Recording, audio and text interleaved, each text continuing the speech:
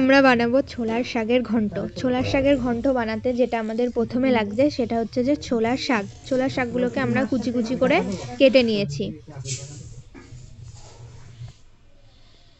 ছোলার শাকের ঘন্ট বানাতে গেলে আমাদের দরকার একটু হলুদ, জিরে, কাঁচা লঙ্কা, সর্ষের তেল, শুকনো লঙ্কা আর তেজপাতা।